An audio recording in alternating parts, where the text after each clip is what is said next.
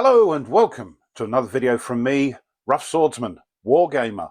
It's an open the box and it's an unboxing of a brand new game, and it is In the Shadows, Resistance in France 1943 to 1944, a game designed by Bullock and Schmidt, graphics by Terry Leeds and published by GMT Games.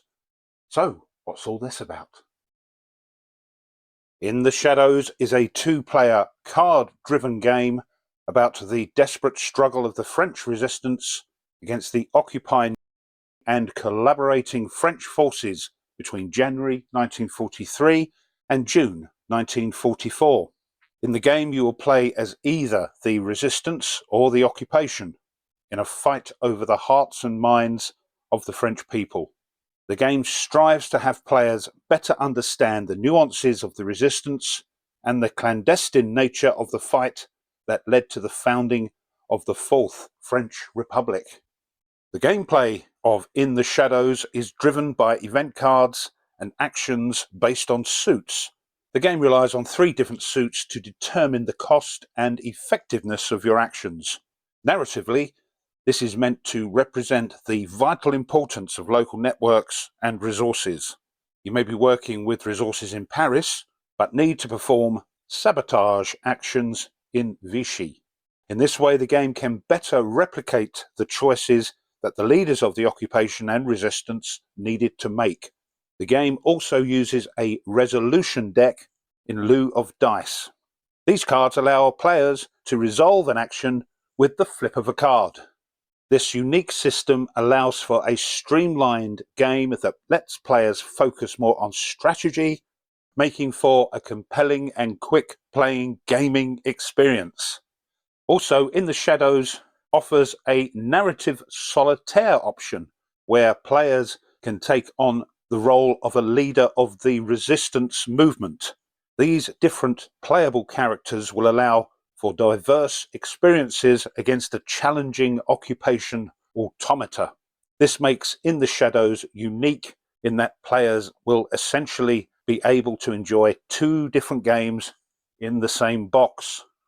And in the box we've got 6 red resistant cells, 2 red informants, 4 yellow marquee units, 6 blue milice units, 10 black German units, 1 punch board, 6 white and 6 black action pawns, 20 event cards, 28 resolution cards, 34 solitaire persona, location and event cards, 2 player aid cards, 1 multiplayer rules booklet and 1 solitaire rules booklet. Ages 14 plus, players 1 to 2, but includes that solitaire system. Playing time very short, 30 to 45 minutes to get a game in. And on the game scale, we have very low complexity, 3 out of 9, and the solitaire suitability, because of that solitaire system, 9 out of 9. And here we can see some of the cards and the playing board.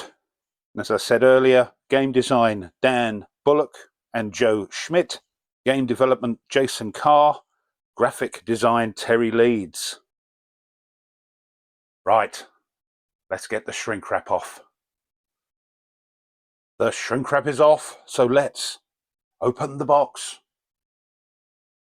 First thing we see, as per normal, are the rules. There are 2 little booklets here, as mentioned earlier, 1 for the rules of play and 1 for solitaire rules of play. Right, let's have a look at those. Here's the 2-player rule booklet, including the back page. It's only 16 pages, but only 11 pages of actual rules. Full colour, matte paper. Here we have the introduction. Some of this is taken from the back of the box, explaining the game, the components, a nice picture of what you're going to use for the 2-player game.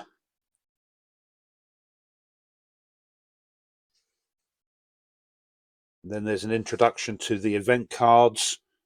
And there they are there, the two types.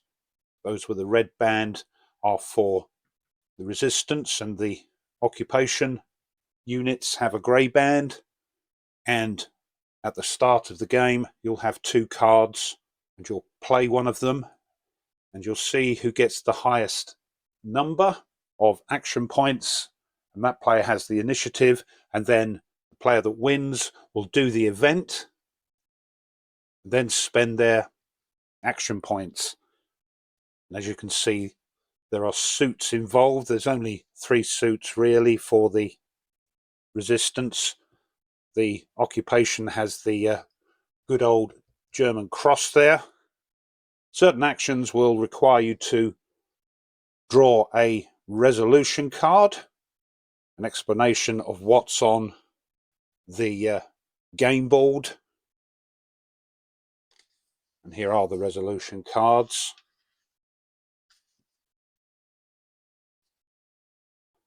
Game pieces, you've got informants, you've got the resistant units and the occupation units. We'll have a look at those in a moment. These alert markers will determine what players can do if there's one in these areas here. I think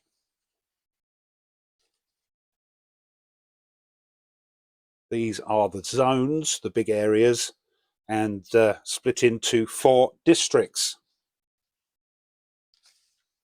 Here we've got tan regions that are not used in the game, and the grey areas are for the occupation player. How to set the game up. Step-by-step instructions. The rulebook is really nice looking, makes it very easy to explain what's going on. Then we're into the sequence of play. You've got this initiative phase, which I said earlier, each player draws cards until they have 2. At the start of the game, they draw their 2 cards. Then they will play a card face down, turn them over simultaneously, and whoever has the highest action point on their card gets the initiative. So the event is played first. If it's a red band event, the resistance will play it regardless of who played that card. And if it's a grey band, the occupation will do what it says. And then person that won the initiative will play their action points, and when that's done, the other player will play theirs. And then after that, there's the end phase, tells you what goes on there. And over the page here, we've got what the resistance can do with their actions and how much it costs in action points. Some nice examples here. So you can move. It's a little bit like in coin games, you have some of the discs that you can have one way or the other, uncovered or covert. So depending on the state of the units, so for instance, moving a revealed uncovered cell or marquee costs 1, but if they're covert, they're hidden, it costs 2, because they're trying to sneak around, I suppose, costs more action points. You can flip them over if they're uncovered back to their covert side. You can ambush a German or milice unit.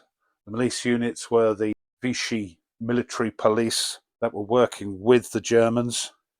You can recruit if you've got any resistant units in your recruitment pool. You can draw a resolution card to see if you can do that.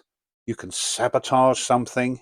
Now this 1 action point plus unmatched suit penalty, for instance, the event card drawn here is the same suit as this zone that they want to do something in, whereas here they're trying to attempt an ambush in this zone, which is a different suit to this here, and that will cost 2 because it's an unmatched suit penalty. Again, it's not a complex game. It looks fun. It's going to be over very quickly. You're bish-bosh playing your cards, your event cards, and doing things to try and, if you're the Germans, eliminate the resistance. But we'll look at the victory conditions in a moment. Here's the occupation actions. Again, some have the unmatched suit penalty, so they can move their units. They can round up, which will move something called the confiscated resources marker on the map one space towards Germany.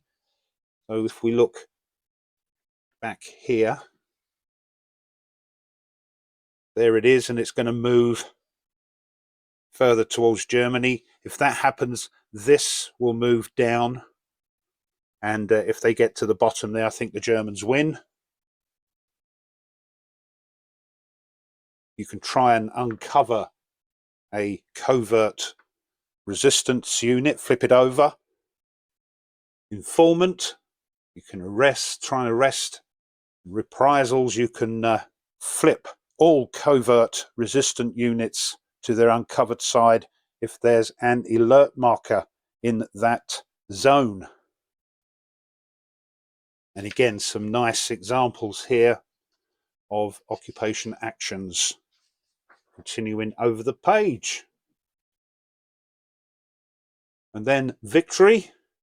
The occupation player wins immediately if there are no resistant units on the map and they have met the minimum occupation resources for the current authority level.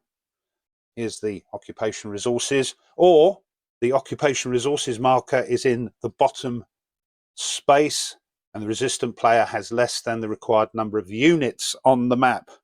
And here, during the end phase of round 9, if the minimum occupation resources has been met and the resistance has less than the required number of units on the map, the occupation player wins. Otherwise, the resistant player wins. That's all explained in the rules. It sounds more complicated than it is. Here's a sort of composition of the resolution deck. And then the historical card notes. We'll have a look at the cards in a minute, explaining a bit more about what that card's historical context means.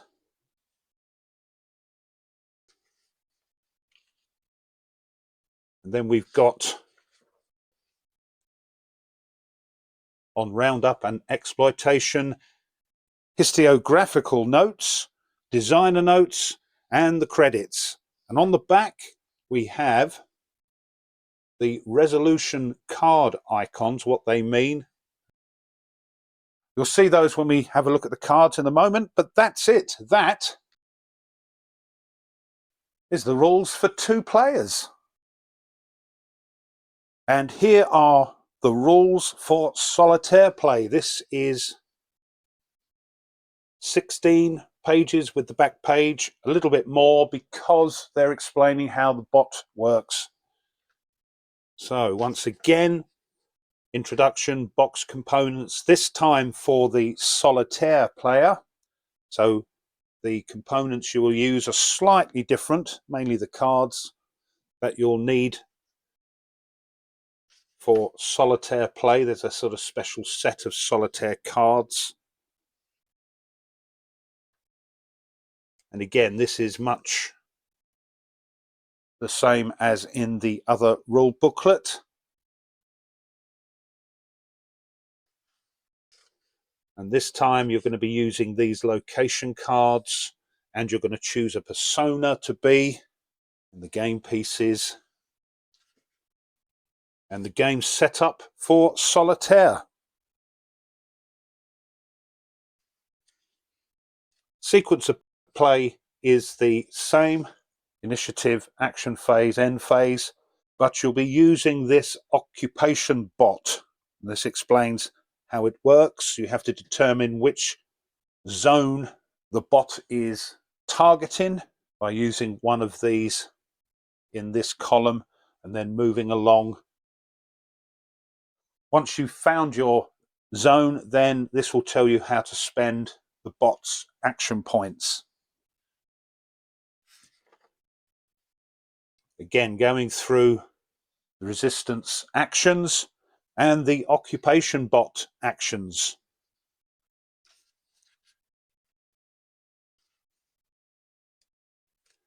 And victory. At the end of turn 9, you determine who's victorious, and you, as the resistance, if you have the required number of resistance units on the map for the current level of authority, which is like a roundel, I believe, on the game board, and have met the secondary victory conditions of your persona, you win. And again, here's a resolution deck composition, and on the back, a repeat of the occupation bot that was in the rulebook in an easier to get at place on the back of the booklet. There we go. Them's the solitaire rules. Next, there are two double-sided player aids. So let's have a quick look at one of those. So here's the red resistance side, giving you a summary of the actions, what to do at the end phase, and how that resolution deck is composed, so you can maybe strategize a bit. And on the other side, of course, the occupation with their summary of actions they can do. Next is a mini sheet of counters, pre-cut, so no clipping. And here's the other side.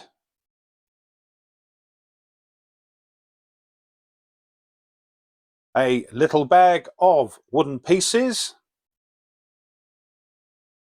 And here's the different things. And I've just got one of each out of the bag.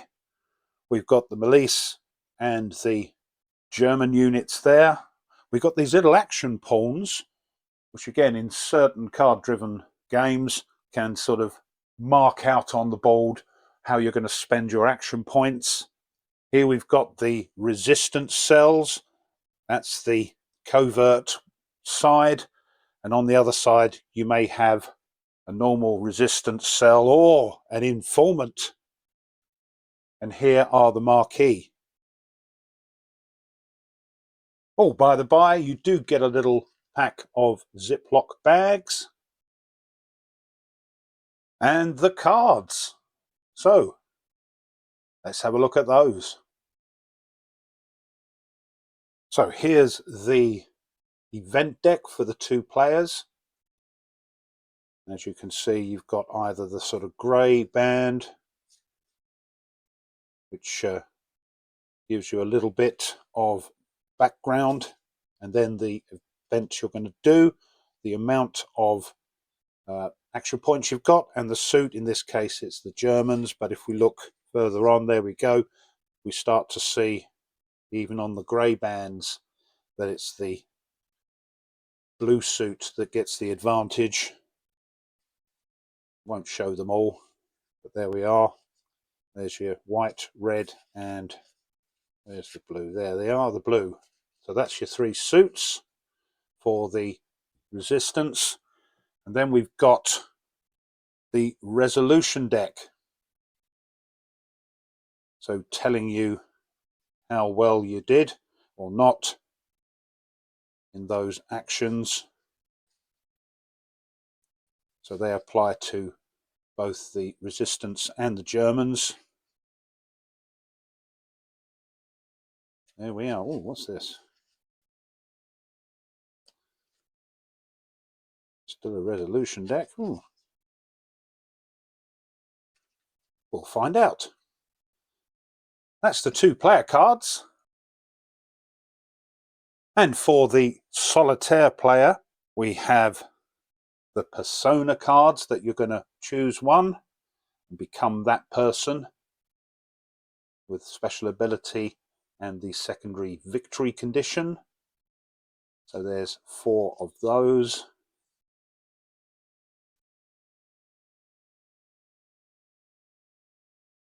You've got the solitaire event deck, again with the suits and the grey and red bands.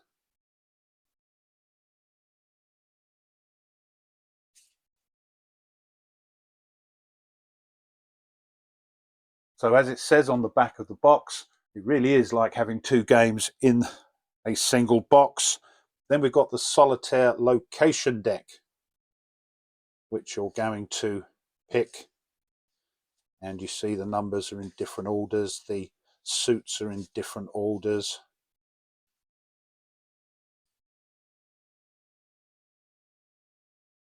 So you don't know where those Germans are going to attack.